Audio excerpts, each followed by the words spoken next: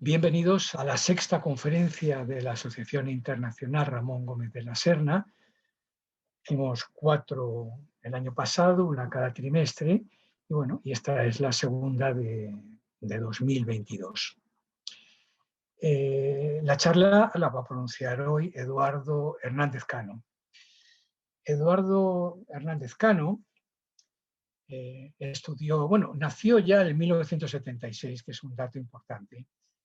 la fecha de nacimiento. Y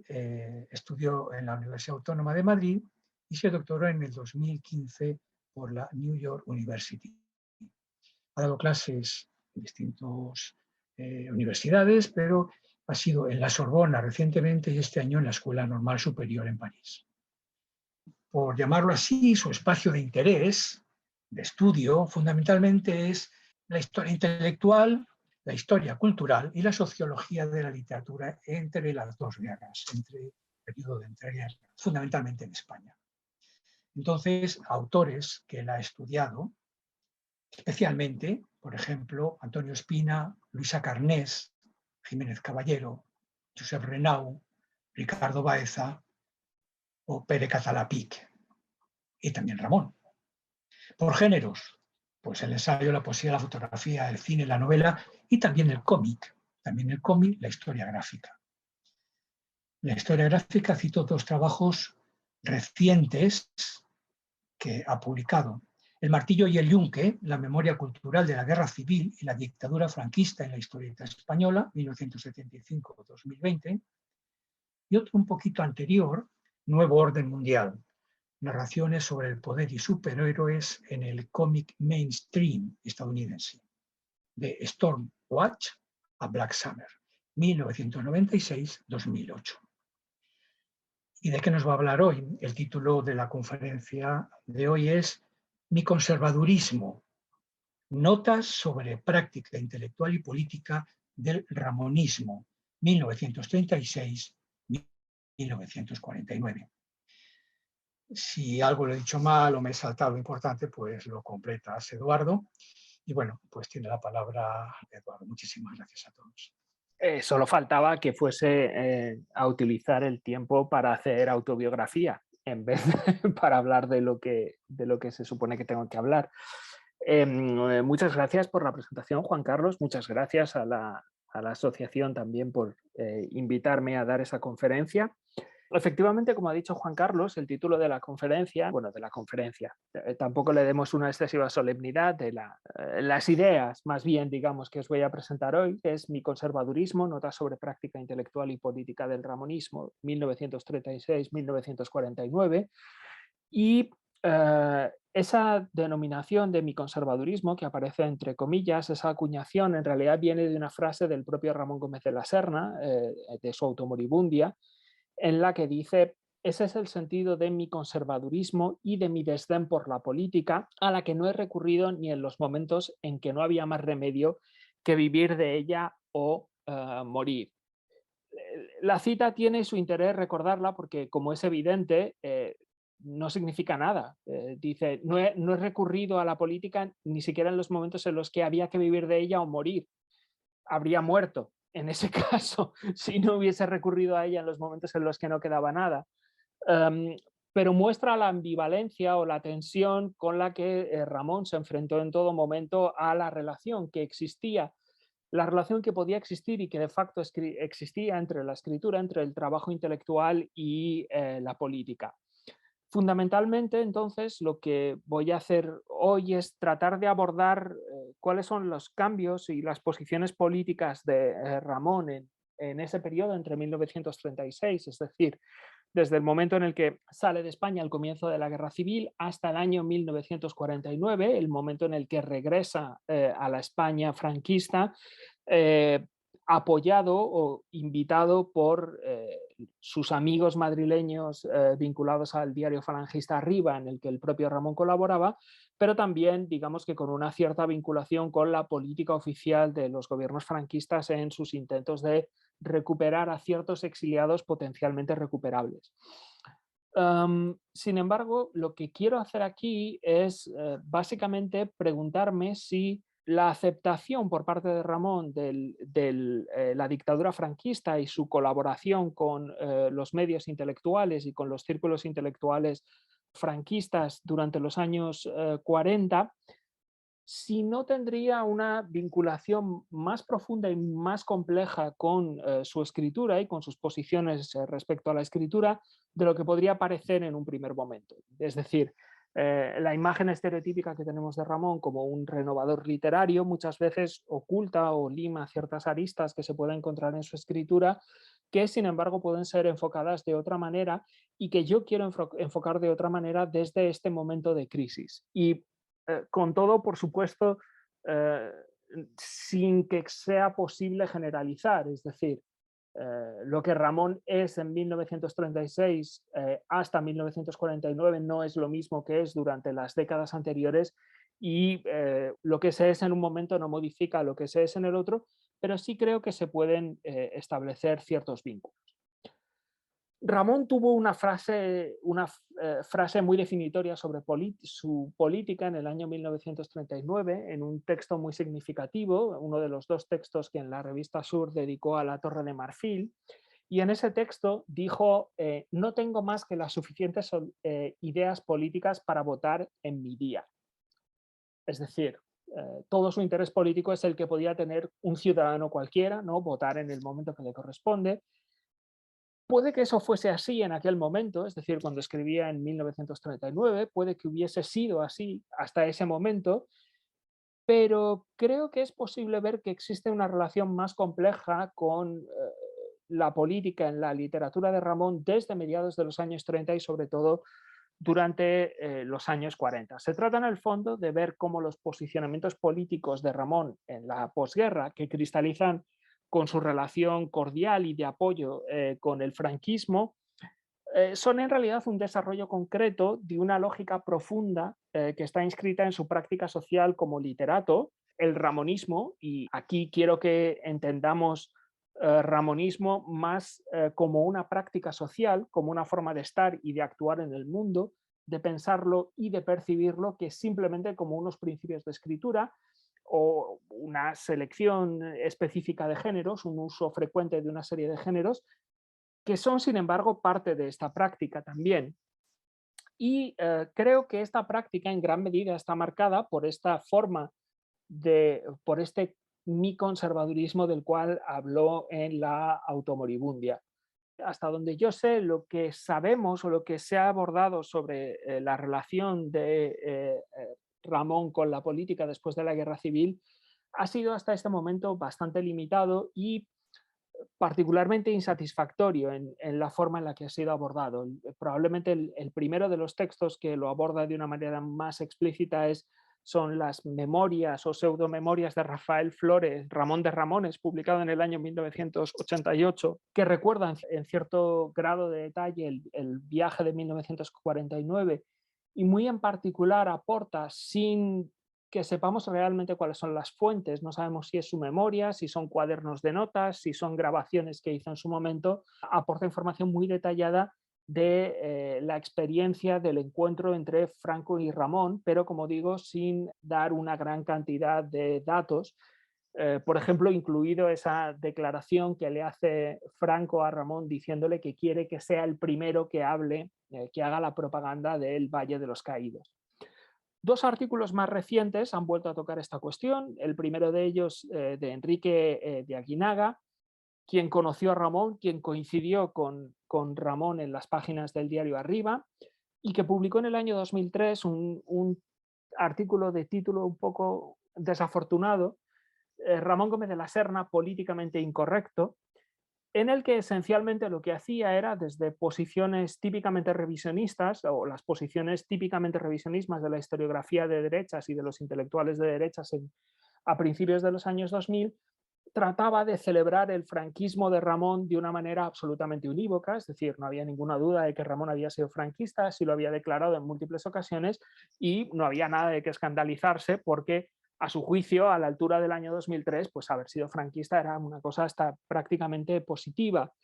El segundo de los textos es un texto de una investigadora argentina, Livia Grotto, que ha tocado solo ocasionalmente la obra de Ramón, y es un texto titulado Entre Sur y Automoribundia, apuntes sobre la guerra civil,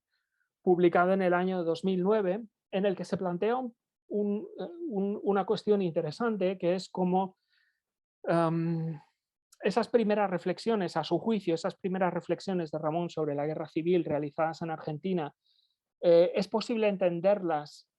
a partir del intento, por así decirlo, de crear una tercera vía, ¿no? De no posicionarse del lado ni del fascismo ni del comunismo, que se produce en la revista Sur, pero lo cierto es que los documentos que Grotto propone, si se leen con un poco más de cuidado y si se suman algunos otros textos que ella no tiene en cuenta, como por ejemplo El ideal y la ciudad, el primero de los textos que voy a utilizar, en realidad nos ofrecen una imagen notablemente diferente de lo que estaba pasando, y en gran medida una imagen que ya tenemos en la medida en que, por ejemplo, Martín Greco ha demostrado que existía una progresiva incomodidad frente a las posiciones políticas de Ramón en el interior de la revista Sur. En los minutos que siguen lo que voy a hacer es, por tanto, partir del paradójico elemento conservador en esta poética renovadora de Ramón, desde su cristalización en un momento histórico concreto, alrededor de este regreso a Madrid en 1949 y de su salida, no digamos violenta, pero sí precipitada de España en 1936. Y para ello voy a tratar de partir de cuestiones que no tienen tanto que ver como con las posiciones políticas explícitas que Ramón tomó a lo largo de los años 20, por ejemplo, en las encuestas de la Gaceta Literaria o del Almanaque Literario del año 1935, sino de algunos textos teóricos o textos ensayísticos que Ramón publicó durante los primeros años de su exilio. En el fondo de lo que voy a contar subyace la sospecha de que es imposible abordar a un escritor como Ramón Gómez de la Serna, que tanto observó la vida material y la vida social, sin tener de él también una comprensión política, todo lo paradójicamente política que se quiera, que sin embargo creo que solo se nos revela en los momentos de mayor intensidad política, ¿no? Y es por eso que he escogido este periódico. No quiere decir esto que debamos necesariamente extrapolar retrospectivamente las conclusiones a las que yo voy a llegar o que voy a tratar de presentaros para interpretar otros momentos de la obra de Ramón, pero sí que invita a que estemos más atentos al lugar social que hace posible, o a la estructura social que hace posible la escritura ramoniana, y a la concepción de la sociedad que produce a Ramón como escritor, para tratar de hacer así algo más compleja su figura, una figura en la cual, por otra parte, nunca nos faltan complejidades. Lo que voy a presentar se trata también de una exploración reflexiva. Este trabajo tiene su origen en un trabajo que hice cuando estaba estudiando en New York University todavía, sobre los regresos de los escritores, y lo he reescrito y lo he modificado completamente para presentarlo aquí, de tal manera que algunas de las ideas son más antiguas y otras de las ideas son más frescas y tal vez algo más provocadoras, y también parte del interés de presentarlo en un contexto tan ramoniano, tan ramonista, es poder someterlas a discusión. Simplemente para que tengáis una idea, voy a tratar de presentaros 4 puntos o organizar lo que os voy a presentar en 4 puntos. En un primer momento quiero hablaros de una teoría política madrileña del ramonismo hacia o en el año 1936. A continuación quiero hablaros sobre la construcción de la posibilidad política del regreso a España, ¿no? El trabajo que Ramón hace para hacer posible ese regreso. Un tercer punto que probablemente recortaré en la medida de lo posible es el viaje de regreso en sí mismo en el año 1949. Y por último, el cuarto punto será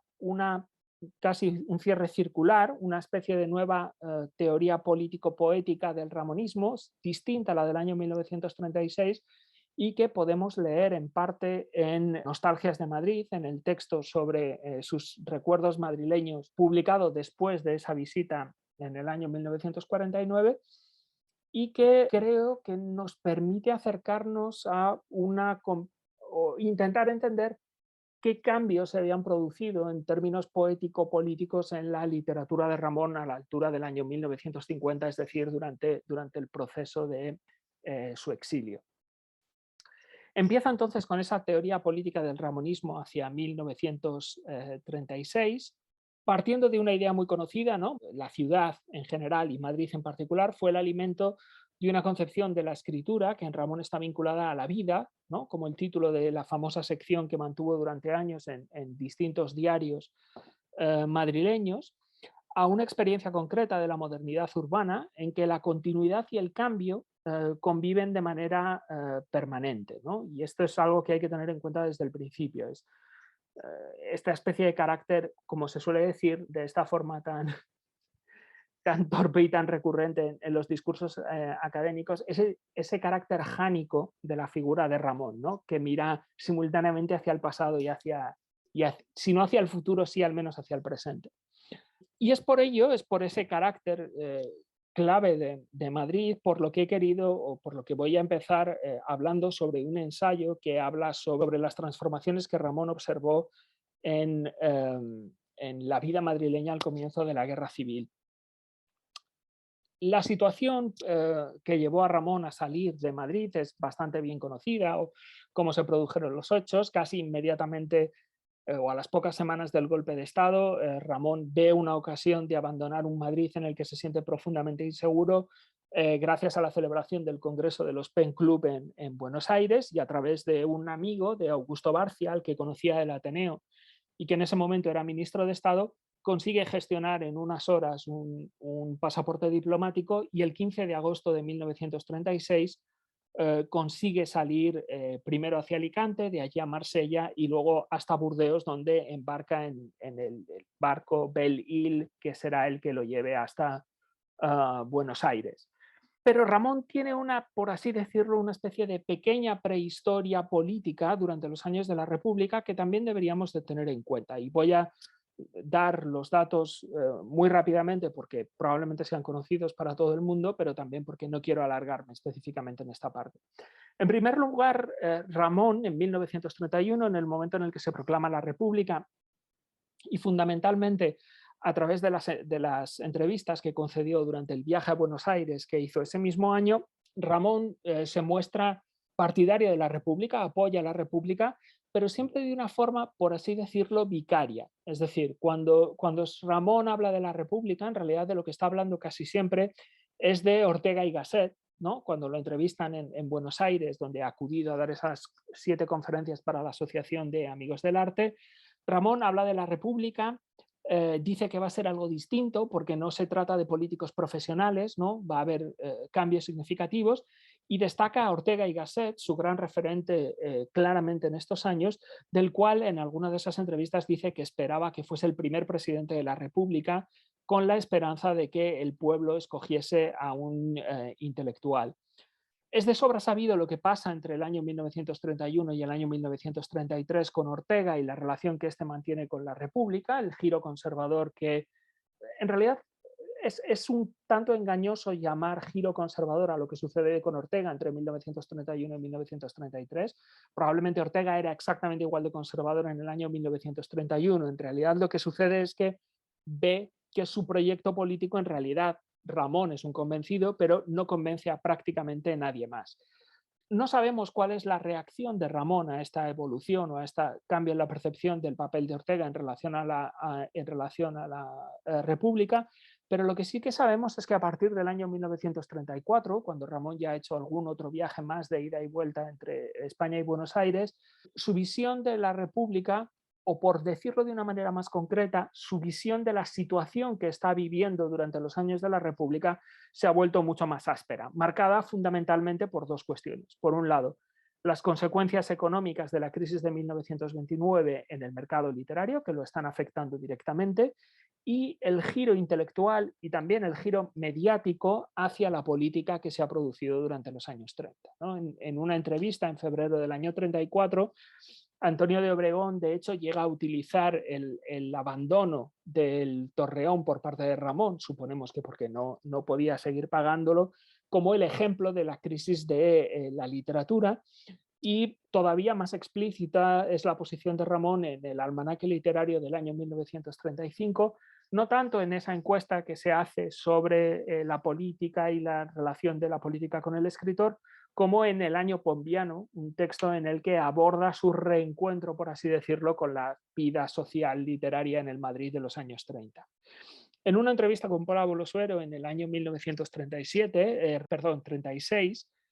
se quejará explícitamente de la situación que vive durante esos años. Ha perdido su colaboración permanente con, digamos que con los periódicos del grupo Ortega Urgoiti. Primero perdió la del Sol, pasó a Crisol, Crisol se cerró, pasó a Luz y Luz ha desaparecido también. Y ahora vive de su colaboración con el diario Ahora y con el periódico argentino La Nación. Dice además que hace una emisión radiofónica semanal por 15 pesetas y dice que vive con un conjunto mensual de unas 600 pesetas. El entrevistador argentino en esta entrevista considera, al traducir esas 600 pesetas en pesos, que Ramón está viviendo esencialmente con un sueldo de oficinista. Es decir, el apoyo inicial de Ramón a la República se agría bajo esas condiciones de crisis literaria durante los años 30 y su posición cuando el 24 de septiembre del año 1936 llega a Argentina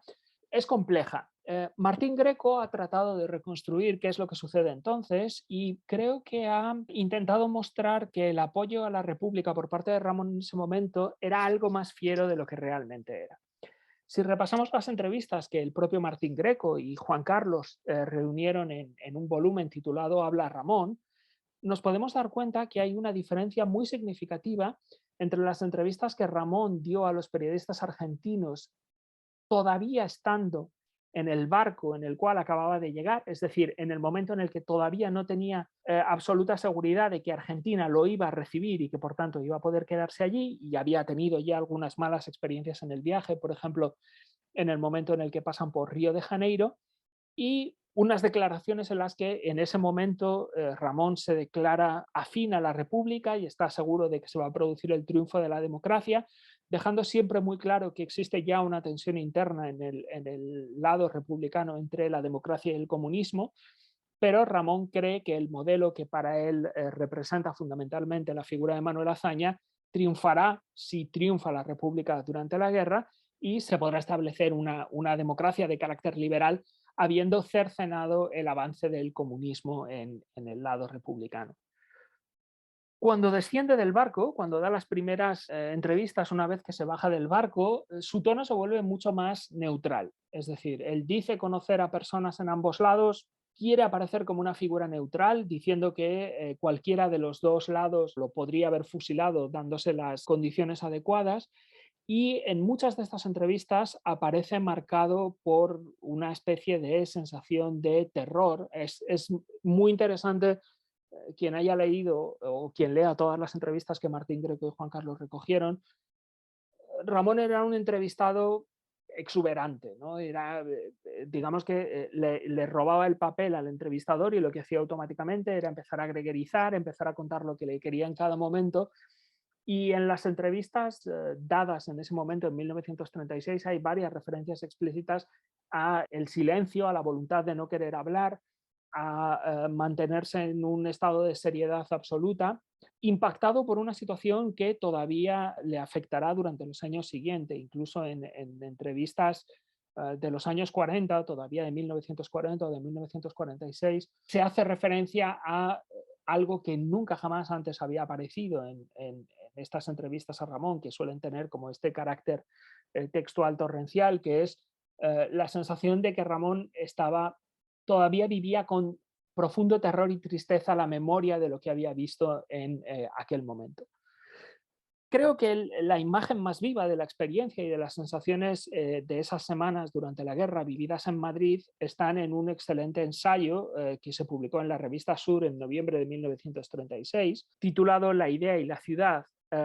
A mi juicio, lo que Ramón nos permite leer en La idea y la ciudad no es una reflexión circunstancial, ¿no?, hipotéticamente marcada por el trauma de la salida, podríamos decir, sino una especie de desvelamiento de la comprensión que él mismo tenía de las estructuras sociales, económicas y políticas profundas del ramonismo, entendido en ese carácter de práctica social al que me referí. La idea de la ciudad es un texto que nos habla de la destrucción de la ciudad, de la imposibilidad de la vida urbana durante lo que él identifica como un proceso revolucionario.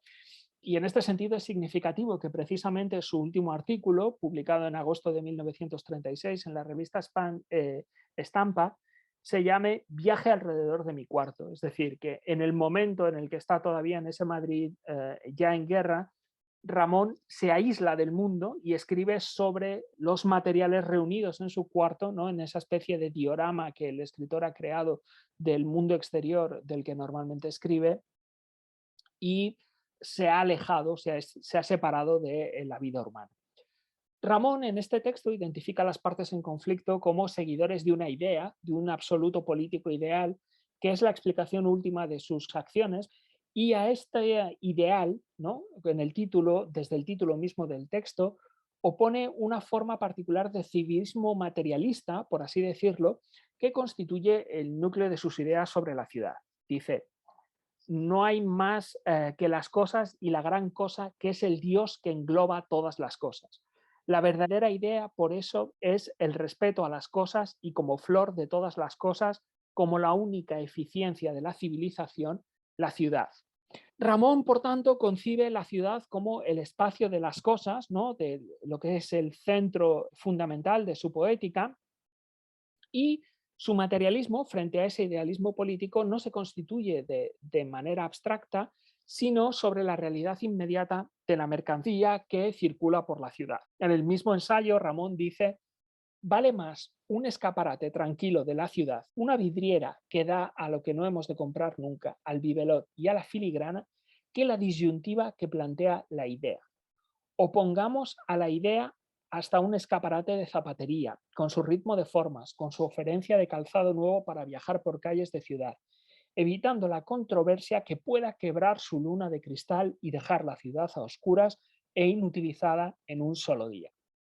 La vida material del comercio, por tanto, significativamente expresada a través de un escaparate, ¿no? De un dispositivo de visualización de la mercancía, vale para Ramón más que toda la política. La afirmación de esa realidad material de la mercancía introduce en su valoración, sin embargo, un caballo de Troya político que Ramón encara sin miedo en este texto: la cuestión de la producción y la estructura social que hace posible ese espectáculo de la mercancía.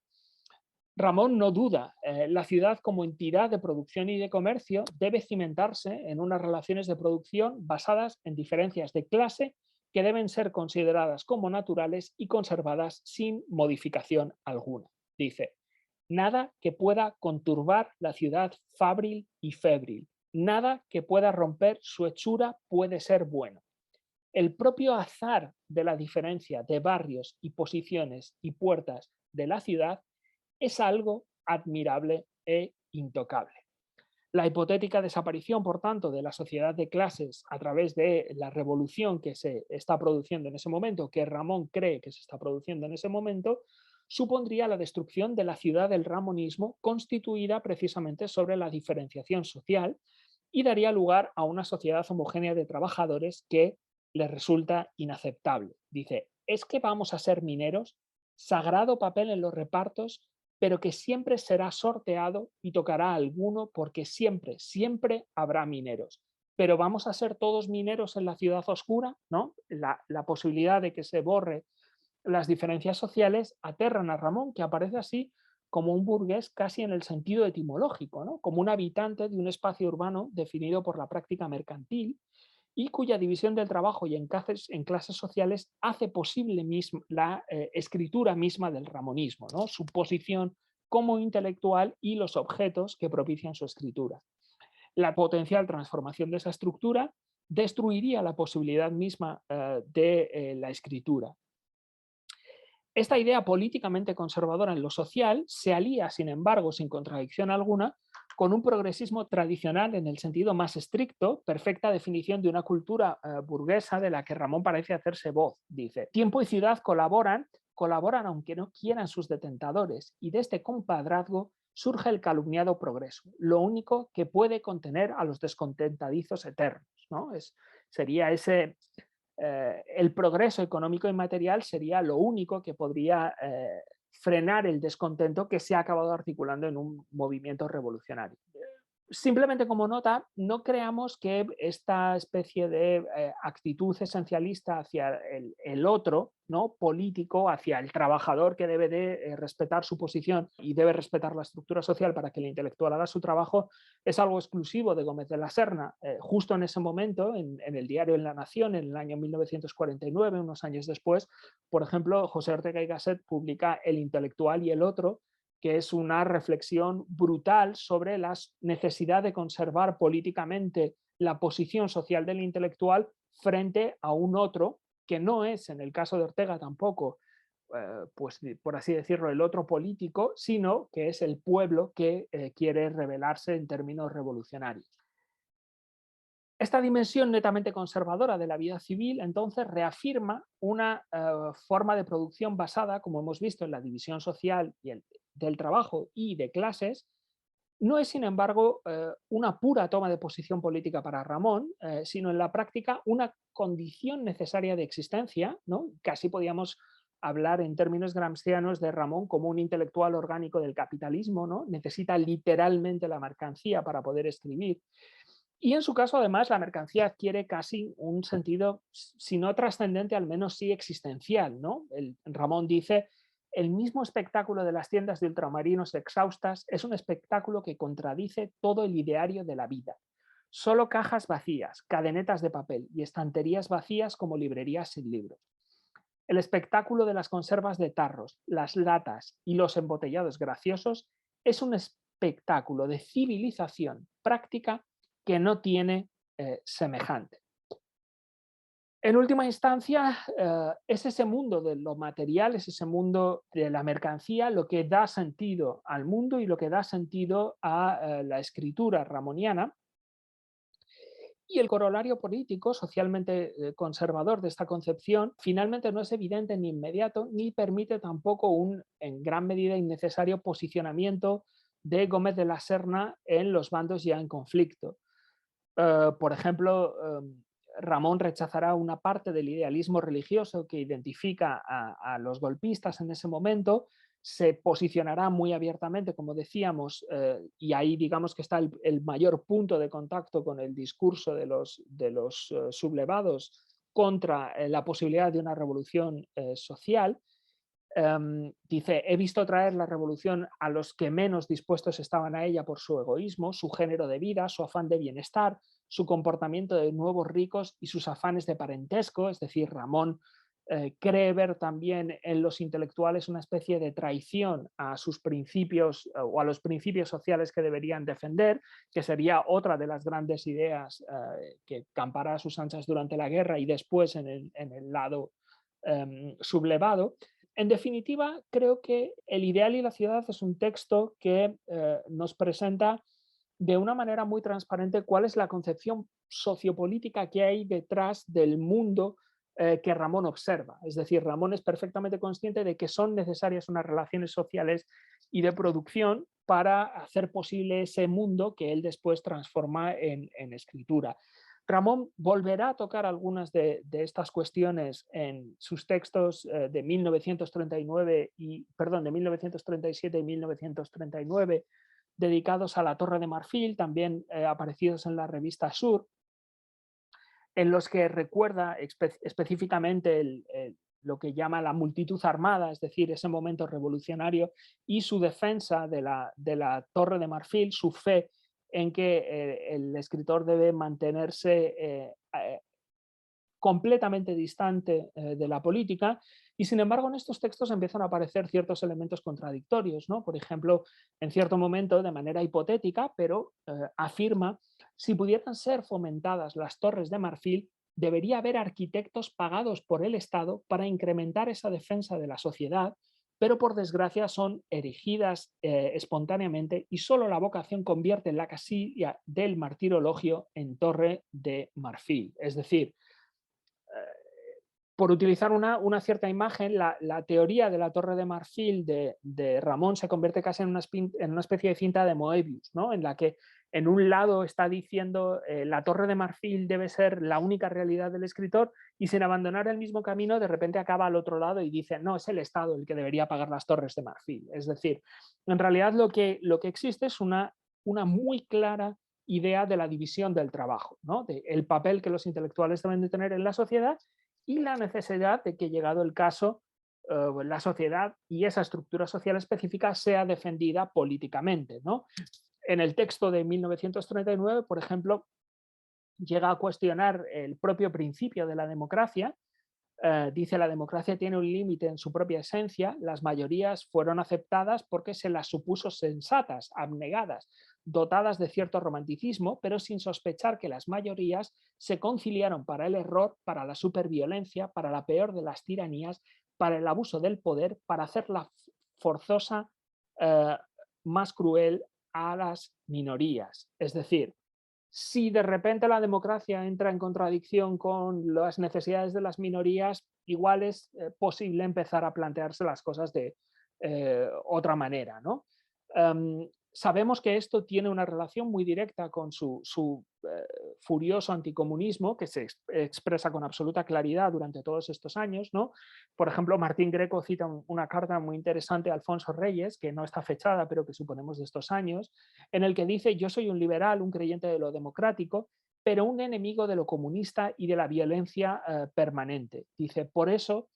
estoy separándome de mucha gente que pasa con facilidad hasta arrastrar, sin darse cuenta el arrastrado, a la amenaza comunista, al contagio, ¿no? Casi Ramón está viviendo, como por otra parte tantos millones de personas en todo el planeta, esa especie de paranoia del comunismo como una especie de infección o de enfermedad. Creo que voy a dejar aquí este análisis del texto. ¿Cuánto tiempo me queda?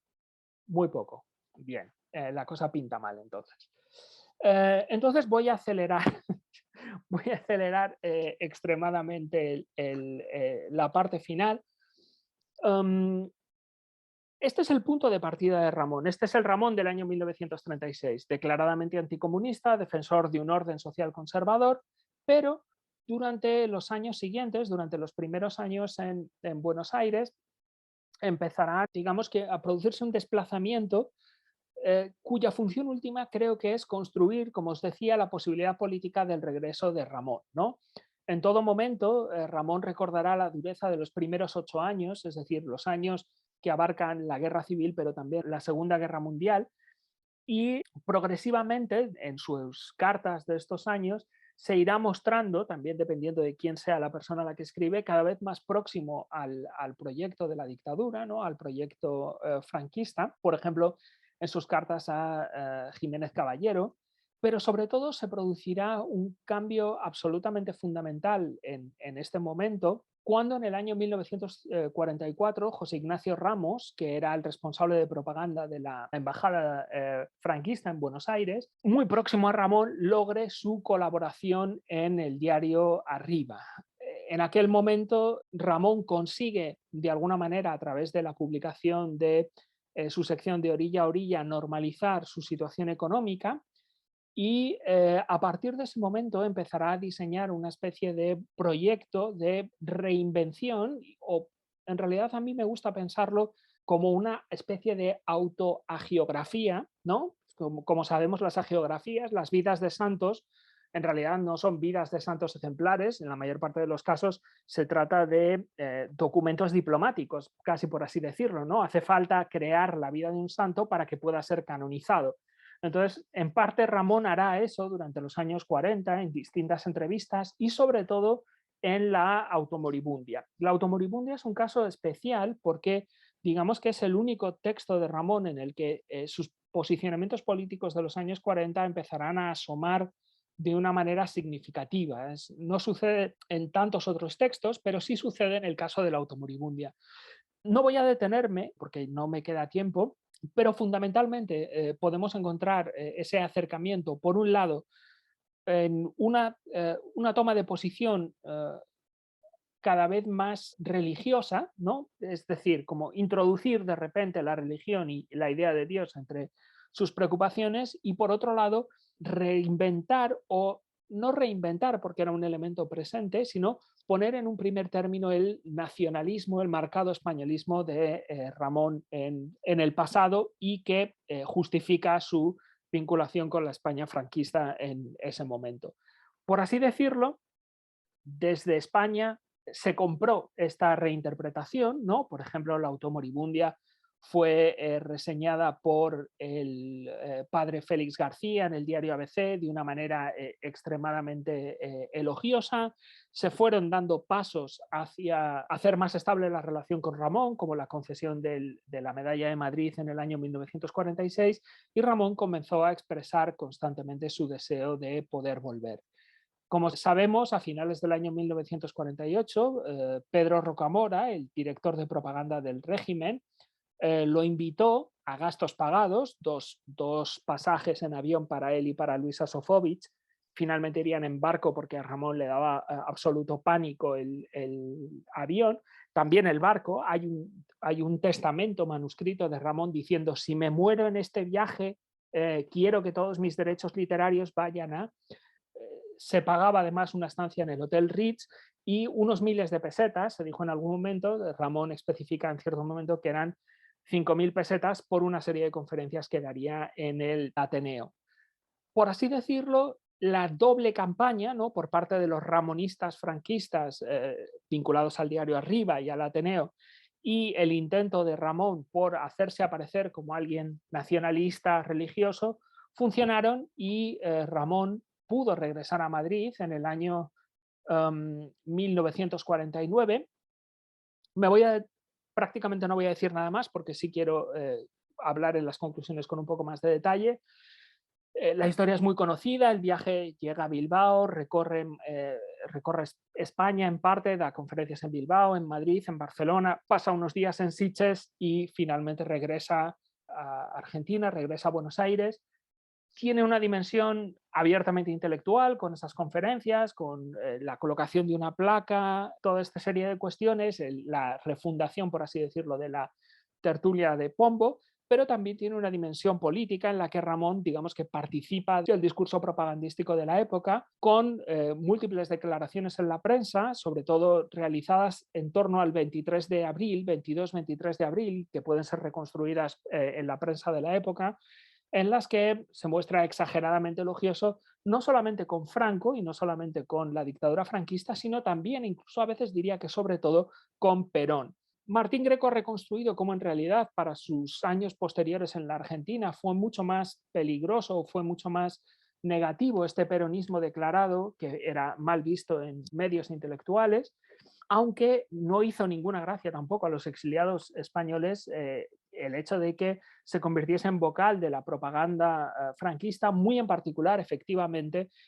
como Rafael Flórez dijo en su momento y que hoy podemos demostrar en las entrevistas que dio para el diario Arriba al propio Íñigo de Santiago en el mes de julio de 1949, en que habla elogiosamente del Valle de los Caídos. Para concluir, ¿qué es lo que puede estar pasando aquí? Es decir, hemos visto que existe un conservadurismo de partida que se hace más intenso en el año 1936. En gran medida, yo diría que lo que sucede en estos últimos años es algo en la línea de lo que la teórica rusa Svetlana Boym señaló en The Future of Nostalgia, el hecho de que la nostalgia a veces sirve para evitar la responsabilidad, la culpa o la vergüenza, pero sobre todo para evitar toda forma de reflexión política y moral sobre el pasado y sobre el presente. Y yo diría que si Ramón tiene esa especie de poética política de las cosas y la ciudad en el año 1936, durante su exilio, está plenamente sumergido en una nueva poética o en una nueva poética política de la memoria y de la nostalgia. Es decir, para Ramón España es una cosa ya cristalizada en el tiempo que solamente tiene existencia dentro de su memoria. Y Ramón identifica esa concepción nostálgica que tiene del Madrid que había conocido antes de la guerra con una especie de esencias o con un esencialismo que en ningún momento duda en poner en relación directa con el esencialismo nacionalista de la dictadura franquista. No me puedo parar ahora en los detalles, pero tanto en las declaraciones que hizo durante la estancia en España, en el que habla con frecuencia de cómo se reencuentra con esas esencias, y las declaraciones en las que directamente responsabiliza a Franco de ser el que ha sido capaz de captar y de construir esa España reducida a sus esencias, para Ramón en ese momento no hay una diferencia entre ese esencialismo nacionalista franquista y su propio esencialismo, o al menos no quiere establecer esa diferencia en las declaraciones públicas que hace. Y sin embargo, y con esto ya voy a concluir, es una especie de nostalgia paradójica, como podemos ver en los textos de Nostalgias de Madrid, donde en Letanías de Madrid, el texto que abre ese libro, Ramón no duda en múltiples ocasiones de decir: no he vuelto a Madrid, es el mismo Madrid de siempre, nada ha cambiado absolutamente. Y sin embargo, cuando tiene que escribir, todos los textos en realidad hablan de otros madriles que nada tienen que ver con este. Es el Madrid de su infancia, el Madrid en el que vive plenamente inmerso desde que empezó a escribir la automoribundia, y que es un Madrid muy diferente de ese Madrid casi topográfico, urbanístico, del cual había hablado en el Elucidario de Madrid, ¿no? Y cuando vuelve a pensar las cosas vistas en Madrid, son las cosas y son los objetos que había visto en su infancia. Y a un segundo nivel, el Madrid de los años 20. En los textos de Nostalgias de Madrid, Ramón va a buscar su nostalgia a sus propios textos de los años 20 y 30 y reescribe y transforma textos que ya habían aparecido, por ejemplo, en la revista Nuevo Mundo o en el Alba y otras cosas, como documentos de ese tiempo cristalizado, ¿no? En gran medida, digamos que es un texto, Nostalgias de Madrid, construido sobre una paradójica temporalidad costumbrista, y habría mucho que decir sobre la compleja relación que Ramón tiene con el costumbrismo, con el hecho de situar su escritura en relación a una escritura que observa el presente de manera constante, pero para captar precisamente aquello que se está perdiendo del pasado y dejar cristalizado una especie de temporalidad absoluta, ¿no? Ramón dice, en mis nostalgias reúno dos tiempos, conjugo dos verbos, pero la visión que aíslo entre las dos visiones resplandece única, fija, indeleble, es decir, consigue cristalizar, esencializar el tiempo, ¿no? Termino con esto, termino con unas brevísimas conclusiones. Con lo que os he propuesto aquí, he tratado de buscar esas características esenciales a un cierto conservadurismo inherente a la poética ramoniana, o a esa práctica social del ramonismo, por mejor decirlo, o mejor incluso dos poéticas, ¿no? Esa primera poética urbana de las cosas, de la estructura social, de la producción de mercancías, y esa segunda poética de la pura memoria, es decir, solo de la subjetivación nostálgica del pasado, en las que es fácil encontrar unos ciertos elementos políticos, pero que no podemos establecer una relación unívoca o absolutamente clara con sus otras posiciones políticas, las que tomó como ciudadano o las que hizo en sus declaraciones públicas. Su poética, sus necesidades materiales, su nostalgia, que más que patriotismo es nostalgia de exiliado, es lo que lo lleva a ver en la España de Franco, antirrevolucionaria, y que además le ofrece sustento como una España esencial. He tratado, por tanto, de buscar analogías explícitas entre el posicionamiento político que se desprende de sus poéticas y ciertos valores políticos y culturales del franquismo, pero no quiero que olvidemos que, salvo en los contados momentos de adhesión explícita al dictador, Ramón siempre define esa sintonía política en sus propios términos. Es su Madrid, es su esencialismo nacionalista lo que cree reencontrar y celebra en su viaje de regreso, no el codificado por la retórica del régimen, ¿no? Y aquí podíamos pensar en esa distinción polémica que Jordi Gracia estableció sobre las distintas retóricas que existían bajo la dictadura franquista en la resistencia silenciosa, y que en algunos casos él interpretaba como vueltas o como tomas de posición liberal, precisamente en el rechazo de la retórica puramente franquista. La cuestión es que, como hemos visto, Ramón sabe gestionar y organizar esos valores propios para hacerlos sintonizar con un franquismo que, en el fondo, tampoco hizo gran cosa por el escritor. Lo que se sugiere en realidad es que tanto el franquismo de Ramón como el ramonismo del franquismo fue en realidad más de franquistas que del propio régimen, es decir, de aquellos que continuaban siendo ramonianos y vivían ahora bajo la dictadura franquista. Merece la pena plantear, antes de concluir, una última duda sobre cómo los valores netamente políticos de Ramón, la defensa del orden, el nacionalismo españolista, el anticomunismo, son también en realidad los valores de un liberalismo conservador que podríamos casi considerar de preguerra, salvo por ese anticomunismo, un mundo de estados liberales burgueses, ¿no? El mundo de la preguerra, que Ramón parece hacer también parte de su nostalgia, ¿no? Un mundo en el que la política profesional liberaba de toda necesidad de posicionarse políticamente al intelectual ciudadano y mantenía el orden que requería el mercado de las letras. Un liberalismo conservador que además en plena Guerra Fría tenía más o menos los mismos escasos reparos que Ramón para apoyar a la dictadura franquista, como la historia de la progresiva apertura al mundo de la dictadura nos muestra. Creo, para concluir, que esto plantea además, o nos ayuda a plantear una paradoja central de la idea del arte puro de Ramón.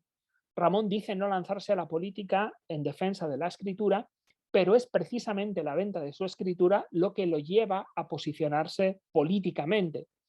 En última instancia, con esta pequeña investigación o con estas propuestas, he tratado de entender el franquismo de Ramón consciente de la complejidad del régimen y de las posiciones políticas de Ramón, que están sin duda en la base del encuentro, pero que en ningún caso permiten simplificar lo que requiere un marco explicativo al que todavía podemos aportar mucho poniendo en relación su situación con las distintas formas de exilio que existieron o con los distintos principios políticos que se estaban desarrollando en paralelo en ese momento a partir del final de la Segunda Guerra Mundial y del inicio de la Guerra Fría. Y con esto termino. Muchas gracias. Me parece admirable, digamos, el equilibrio y el cuidado con el que has tratado el tema. Quizás también es porque te has dejado en las carpetas muchas otras cosas que no has dicho y que a lo mejor en otro momento saldrán. Pero nada, me ha parecido admirable, Eduardo.